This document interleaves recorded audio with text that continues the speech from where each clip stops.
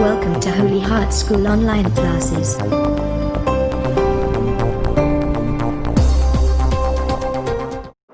चलिए आगे कंटिन्यू करते हैं। अभी हमने आपका फर्स्ट पेज समझा दिया है, जिसका वीडियो मैं आपको दे चुका हूँ। अब हम आगे सेकंड पेज को कंटिन्यू करते हैं। जैसे कि आप देख सकते हैं, नेक्स्ट पेज नंबर सेकंड पे हम आएंगे।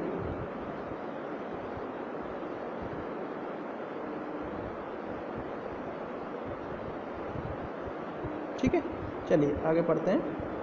अगला टॉपिक है हमारा ऑटोट्रॉफिक न्यूट्रिशन इन प्लांट्स। अब न्यूट्रिशन में ऑटोट्रॉफिक प्लांट्स कैसे करते हैं, चलिए स्टडी करते हैं, पढ़ते हैं।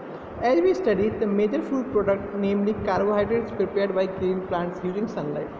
जैसे कि हमने पढ़ा हुआ है कि जो सब मेजर प्रोडक्ट होता है फूड का, जैसे कि बात करें अगर हम कार्बोहाइड्रेट की, जो कि प्लांट्स द्वारा बनाया जाता है, वो कैसे बनाते हैं, वो सनलाइट के किसके यूज़ करके, सनलाइट का यूज़ करके। In the formation of carbohydrate, glucose, carbon, hydrogen and oxygen are only needed. जब भी हम कार्बोहाइड्रेट ये फॉर्मेशन होती है तो उसमें जैसे कार्बोहाइड्रेट हम बात करें ग्लूकोज की C6H12O6, इसका केमिकल फार्मूला होता है। इसमें मेनली रिक्वायरमेंट होती है कार्बन, हाइड्रोजन और ऑक्सीजन की। In addition to this element plants need a variety of element for their survival. इन सबके एलिमेंट्स को मिला के प्लांट्स को क्या मिलती है, एक वैरायटी मिलती है अपना जीवन को सर्वाइव करने के लिए। These are named as mineral elements. इसको हम किस नाम से जानते हैं, मिनरल एलिमेंट्स के नाम से भी जानते हैं। Majority of this minerals are absorbed by the plants roots from the soil. और ज़्यादातर ये जो प्लांट्स होते हैं इन मिनरल्स को कहाँ से एब्जॉर्ब करते हैं, वो अब जड़ों की हेल्प से, कहाँ से, सॉइल में से, सॉइल से लेते हैं। The study of observation and utilization of mineral by plant is refer to as mineral nutrition. जो हम स्टडी यानी पढ़ते हैं किसके बारे में, एब्जॉर्प्शन और यूटिलाइजेशन किसका, मिनरल्स का, किसके द्वारा, प्लांट्स के द्वारा। जो उस हम किस में पढ़ते हैं, मिनरल न्यूट्रिशन में।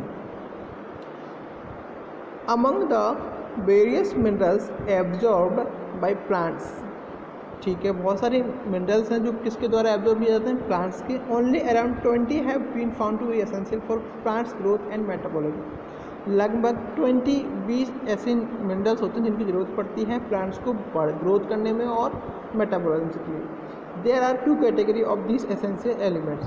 इन जो एलिमेंट्स हैं इनकी 2 कैटेगरी होती है। कौन कौन सी, एक तो माइक्रो एलिमेंट्स, दूसरा मैक्रो। एक मैक्रो एलिमेंट, दूसरा माइक्रो एलिमेंट। हम बात करें मैक्रो एलिमेंट कौन से होते हैं, तो मैक्रो एलिमेंट्स होते हैं carbon, hydrogen, oxygen, phosphorus, sulphur, potassium, sodium ETC are needed by the plant in larger amount and micro. ठीक है, कौन कौन से होते हैं macro, carbon, hydrogen, oxygen, phosphorus, sulphur, potassium, sodium, इन सबकी ज़रूरत होती है प्लांट्स को बहुत बड़े अमाउंट में। वही हम बात करें अगर माइक्रो एलिमेंट्स की, जैसे कि iron, copper, manganese, molybdenum, zinc, इन सब की कितनी बहुत छोटे अमाउंट में रिक्वायरमेंट होती है। Micro element are also known as trace element. Micro element के हम किस नाम से भी जानते हैं, ट्रेस एलिमेंट के नाम से भी जानते हैं। ठीक है, चलिए आगे पढ़ते हैं। नेक्स्ट है photosynthesis. Many details about this important process were known to scientists since 1700 AD।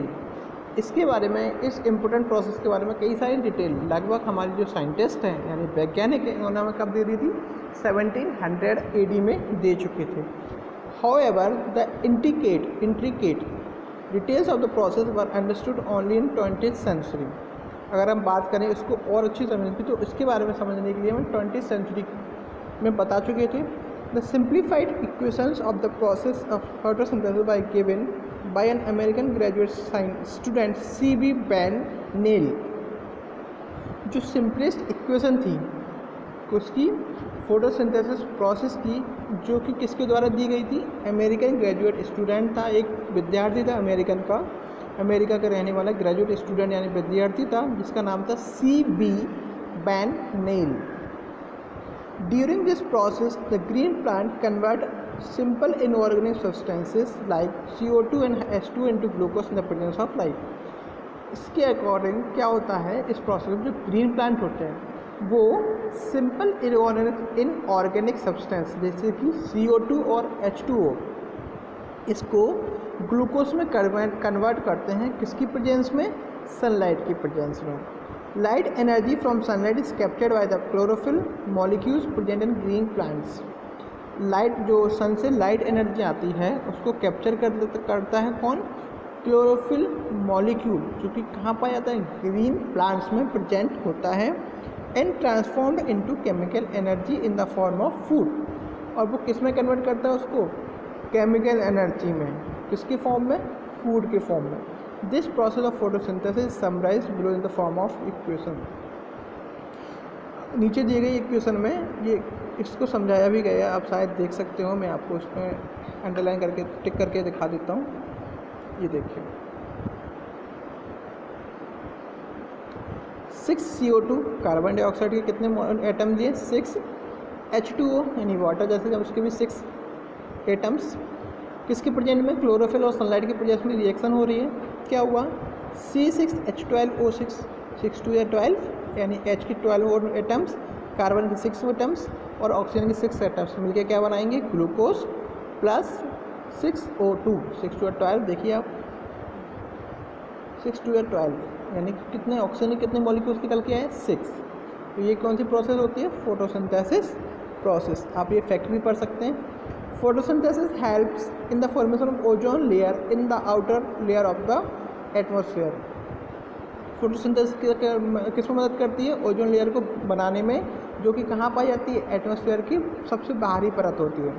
Ozone layer prevents the entry of highly destructive ultraviolet radiation of sun from reaching the earth. अब जैसे कि आप सभी लोग जानते होंगे कि ओजोन लेयर क्या करती है, जो बहुत ही हाईली डिस्ट्रक्टिव यूवी रेस आती हैं किससे, सन से, उसको अर्थ के बचाने में हेल्प करती है। The biochemical process takes place in the chlorophyll molecules, जो कि बायोकेमिकल प्रोसेस होती है क्लोरोफिल मॉलिक्यूल्स में, जिसमें किसकी प्रेजेंट में, क्लोरोप्लास्ट की प्रेजेंस में, जो किसमें पाया जाता है, प्लांट सेल में। Along the glucose, oxygen is also produced during the process. Glucose के साथ ऑक्सीजन भी इस प्रोसेस में हेल्प प्रोड्यूस होती है। Thus, it helps to maintain the level of oxygen in the air, जिसकी वजह से क्या होता है, जो हमारे एयर में ऑक्सीजन का लेवल होता है उसको मेंटेन करता है।